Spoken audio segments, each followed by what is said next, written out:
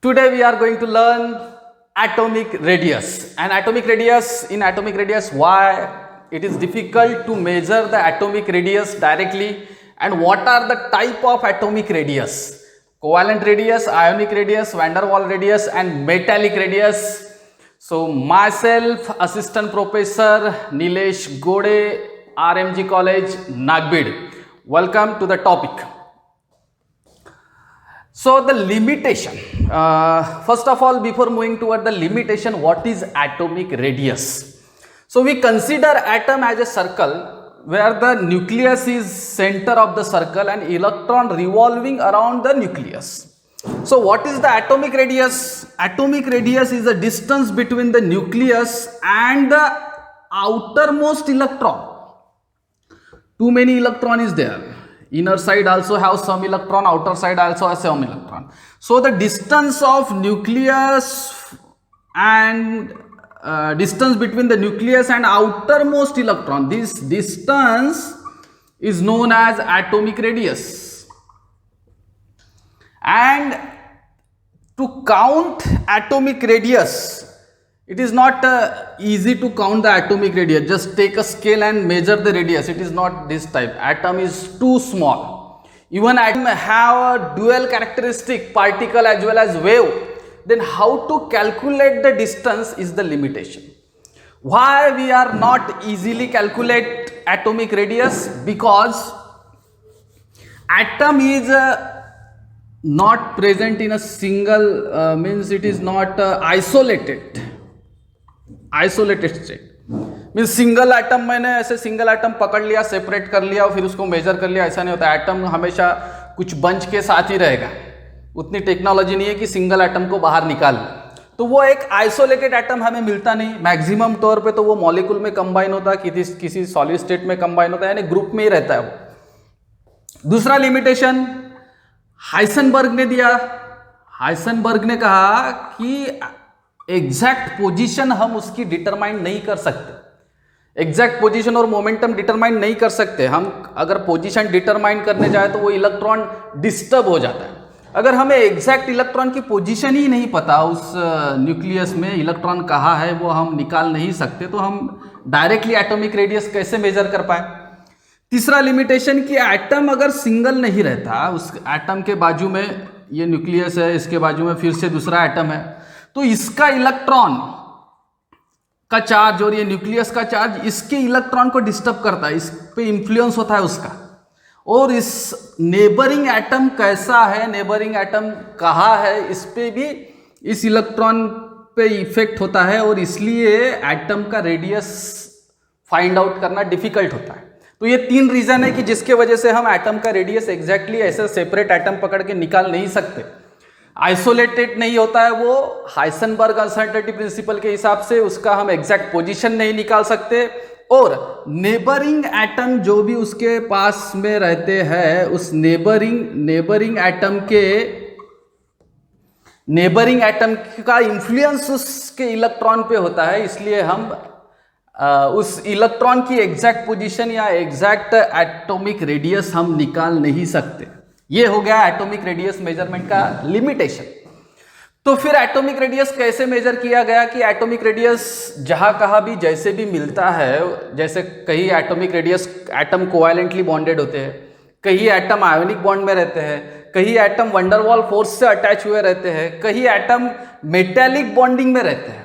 तो जो एटम जहां पे प्रेजेंट है उसके हिसाब से उसका एटॉमिक रेडियस निकाला जाता है.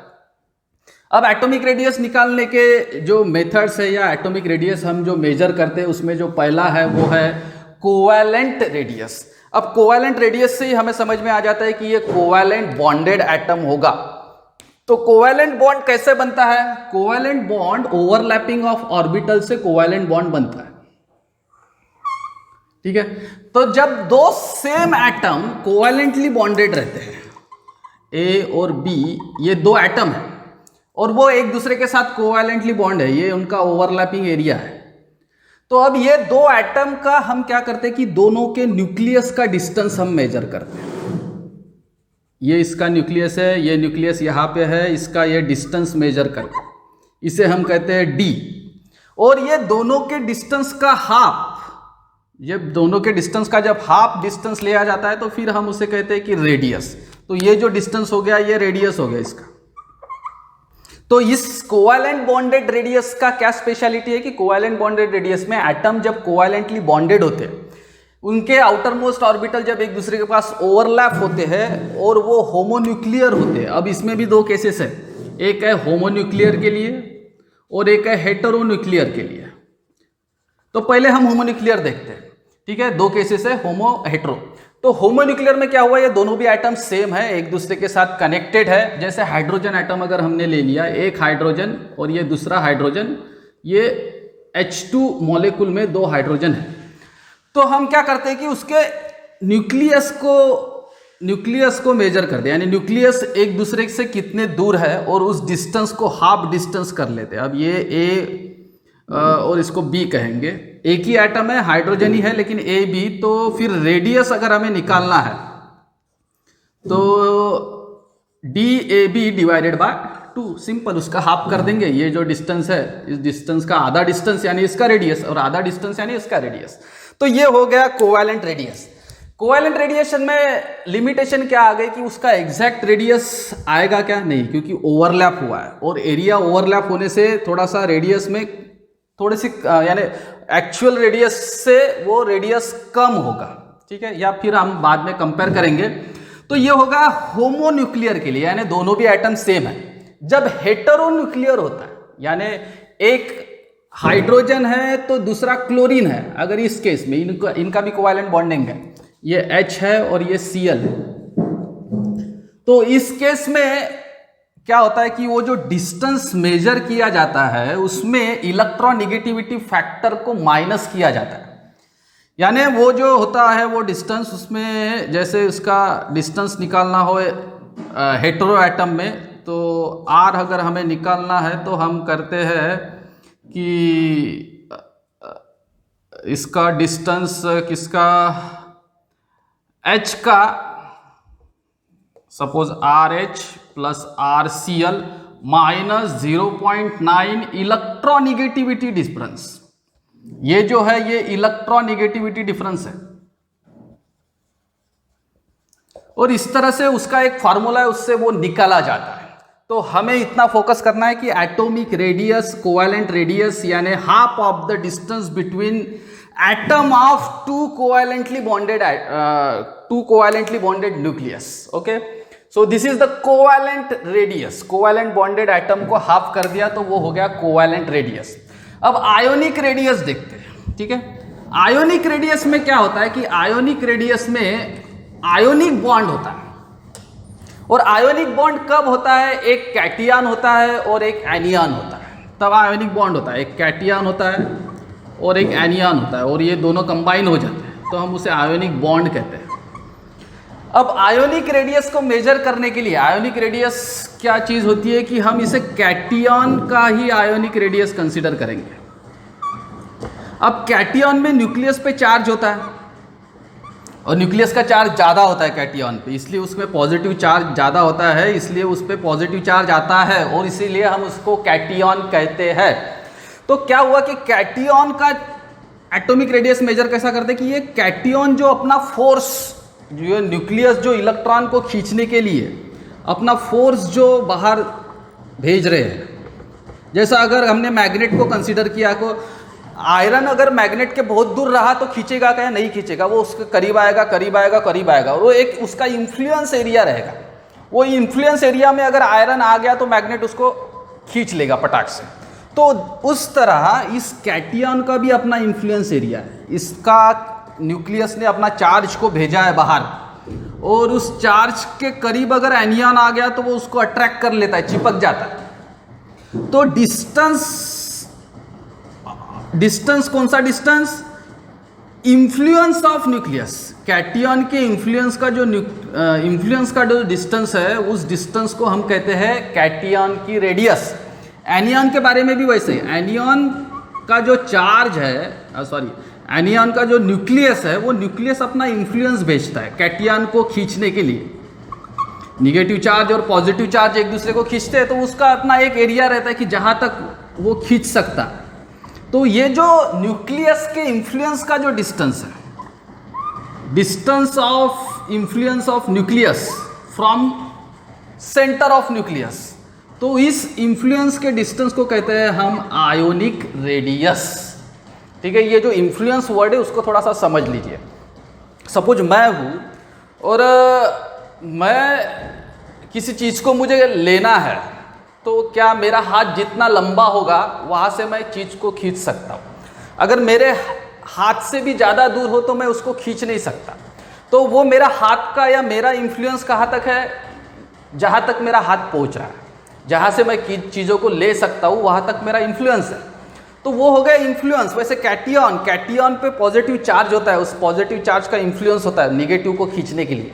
वो बहुत लंबा नहीं होता, कुछ डिस्टेंस तक ही वो इन्फ्लुएंस होता है। तो वो जो इन्फ्लुएंस का जो डिस्टेंस है उसे कहते हैं हम आयोनिक रेडियस। ओके, और कैटियनिक रेडियस, तो कैटियनिक रेडियस हमेशा नॉर्मल एटम से स्मॉल होता है और एनियनिक रेडियस हमेशा नॉर्मल एटम से ज़्यादा होता है। ठीक है, सपोज ये एक आधा एटम है, तो इसका रेडियस अगर हम देखें तो कैटियनिक रेडियस ये एटम से छोटा होता है और एनियनिक रेडियस ये एटम से, न्यूट्रल एटम से ज़्यादा होता है। ठीक है, अगर एक आधा एटम लिया हमने Cl- और Cl+, तो Cl+ की रेडियस कम होगी क्योंकि वहाँ पे न्यूक्लियर चार्ज का इन्फ्लुएंस ज़्यादा होता है, इसलिए उस पर पॉजिटिव चार्ज आता है, और यहाँ पे इलेक्ट्रॉन का इन्फ्लुएंस ज़्यादा होता है तो इसलिए निगेटिव चार्ज आता है। तो ये एक ट्रेंड आपको याद रखना है कि कैटियन का रेडियस हमेशा कम होता है, किससे, न्यूट्रल एटम से भी, और एनियन का रेडियस हमेशा ज़्यादा होता है, किससे, न्यूट्रल एटम से, क्योंकि एनियन बड़ा होता है, एनियन के पास इलेक्ट्रॉन ज़्यादा होते हैं, इलेक्ट्रॉन ज़्यादा होने से इलेक्ट्रॉन स्प्रेड ज़्यादा होते हैं, और कैटियन के पास इलेक्ट्रॉन कम होने से न्यूक्लियस उसको ज़्यादा टाइटली खींचता है। ठीक है, हम नेक्स्ट ट्रेंड में उसको अच्छी तरह से एक्सप्लेन करेंगे। तो ये हो गया anionic radius, distance from nucleus up to the distance of influence of nucleus. उसका इन्फ्लुएंस कहाँ तक फैला हुआ है, वो कहाँ तक खींच सकता है, तो वो डिस्टेंस हो गया आयोनिक रेडियस। उसके बाद वैंडरवाल रेडियस, वैंडरवाल रेडियस यानी वैंडरवाल फोर्स होता है। अब वैंडरवाल रेडियस में क्या कॉन्सेप्ट लिया है कि दो मॉलिक्यूल, सपोज HCl मॉलिक्यूल, दो मॉलिक्यूल हमने लिए, ये एक दूसरे के साथ कोवैलेंटली बॉन्डेड होंगे, कौन सा भी बॉन्ड हो, और ये दूसरा HCl मॉलिक्यूल लिया। अब ये क्या हुआ, ये एक दूसरे के साथ कोवैलेंटली, वैंडरवाल फोर्स से चिपके हुए रहेंगे, ये एक दूसरे के साथ वैंडरवाल फोर्स से चिपके हुए रहेंगे, और वैंडरवाल फोर्स से चिपके हुए रहने से ये जो इनमें जो फोर्स ऑफ अट्रैक्शन है वो वैंडरवाल फोर्स ऑफ अट्रैक्शन है। ये वैंडरवाल फोर्स थोड़ा सा वीक फोर्स होता है। अब ये वैंडरवाल फोर्स ऑफ अट्रैक्शन से चिपके हुए, फिर हम इन दोनों के न्यूक्लियस का डिस्टेंस लेंगे, दोनों के न्यूक्लियस का डिस्टेंस, और उसको हाफ करेंगे, तो वो हो गया van der Waals radius. Van der Waals radius means half of the distance between nuclei of two van der Waal bonded atom, nuclei of two van der Waal force bonded atom। ठीक है, उसमें कोवैलेंट बॉन्डेड एटम लिया था, इसमें वैन डर वाल फोर्स से ये H और Cl एक दूसरे के साथ कोवैलेंटली बॉन्डेड है, लेकिन ये Cl और ये Cl एक दूसरे के साथ वैन डर वाल फोर्स से बॉन्डेड है। तो इस तरह से जो केस आता है, इसमें HCl में थोड़ा सा पोलैरिटी ज़्यादा होता है, तो उसमें हम होमोन्यूक्लियर लेते हैं, जैसे HH लेंगे, HH। अब ये दो होमोन्यूक्लियर एटम के मॉलिक्यूल है H2H2। अब ये क्या हुआ, H2H2 एक दूसरे के साथ कंबाइन है। H2H2 एक दूसरे के साथ कैसे कंबाइन है, ये van der Waal force of attraction से कंबाइन है, और ये van der Waal force of attraction से कंबाइन होने से इसका H और इसका H, इसके डिस्टेंस का हाफ डिस्टेंस, यानी वो हो गया वैन डर वाल रेडियस। उसके बाद आता है मेटेलिक रेडियस। तो मेटेलिक रेडियस में क्या होता है कि मेटेलिक रेडियस में मेटेलिक बॉन्ड को हमें समझना होगा कि मेटेलिक बॉन्ड कैसे रहता है, कि उसमें पॉजिटिव आयन्स एक दूसरे के साथ कंबाइन होते हैं और इलेक्ट्रॉन सी ऑफ इलेक्ट्रॉन होता है, यानी इलेक्ट्रॉन ऐसे फ्लो होते रहते हैं।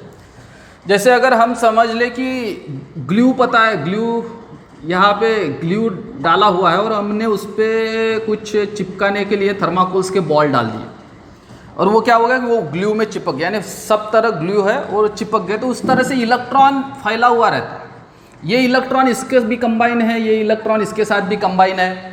तो वैंडरवाल फोर्स से ये फोर्स स्ट्रॉन्ग फोर्स होता है। तो फिर इस चीज़ में क्या होता है कि मेटेलिक बॉन्डेड एटम के न्यूक्लियस लेना, 2 न्यूक्लियस लेना जो मेटेलिक बॉन्डेड एटम है, तो फिर उनके डिस्टेंस का हाफ डिस्टेंस, यानी वो हो गया metallic radius. Half of the distance between nuclei of 2 metallic bonded atom, तो वो हो गया मेटेलिक रेडियस। तो इस तरह से covalent radius, ionic radius, van der Waals radius और मेटेलिक रेडियस बहुत ही इजी है, नोट्स में भी बड़े अच्छे तरह से दिया है। और इसमें से एक कंपैरिजन हम देख लेते कि कौन सा रेडियस सबसे ज़्यादा होगा, कौन सा रेडियस सबसे ज़्यादा होने की चांसेस है। वैंडरवाल रेडियस ये सबसे, यानी अगर एक ही एटम के हम डिफरेंट रेडियस मेजर करें, एक ही एटम का कोवैलेंट रेडियस देखें, आयोनिक रेडियस देखें, वैंडरवाल रेडियस देखें और मेटेलिक रेडियस देखें, तो वैंडरवाल रेडियस ये सबसे ज़्यादा यानी बड़ा रेडियस होता है, क्योंकि इसमें जो एटम है वो एक दूसरे के साथ जस्ट कनेक्टेड होते हैं। तो इसलिए वैंडरवाल रेडियस सबसे ज़्यादा उसका रेडियस होता है। उसके बाद वैंडरवाल रेडियस के बाद मेटेलिक रेडियस होता है, क्योंकि उसमें भी एटम सी ऑफ इलेक्ट्रॉन में कनेक्टेड है। उसके बाद अब आयोनिक रेडियस का कंपेयर करें तो आयोनिक में 2 चीज़ें हैं। एक तो कैटियोनिक रेडियस, वो छोटा होता है, उसका फिर ट्रेंड बदल जाएगा कैटियोनिक रेडियस अगर हमने लिया तो। और एक होता है कैटियोनिक रेडियस लिया तो इधर आ जाएगा। एक होता है आयोनिक रेडियस, आयोनिक रेडियस बड़ा होता है, तो आयोनिक रेडियस का भी ट्रेंड बदल जाता है। तो कैटियोनिक और आयोनिक 2 कंडीशन होने से ये आयोनिक रेडियस को मैं यहाँ से निकालता हूँ और कोवैलेंट के साथ कंपेयर करता हूँ। अगर कोवैलेंट रेडियस अगर देखा जाए तो कोवैलेंट रेडियस में क्या होता है कि ये एक दूसरे पे ओवरलैप होता है और इस ओवरलैपिंग एरिया के वजह से ये कोवैलेंट रेडियस छोटी होती है, कोवैलेंट रेडियस छोटी होती है। और कैटियन और एनियन की अगर बात करें तो कैटियन सबसे छोटा होता है, एनियन सबसे ज़्यादा होता है। ठीक है, तो इस तरह कैटियन, anion, covalent radius, van der Waals radius होती है। और इसका जो ट्रेंड है वो ट्रेंड हम नेक्स्ट लेक्चर में देखने वाले हैं। तो वेलकम टू द झूम class and all the best.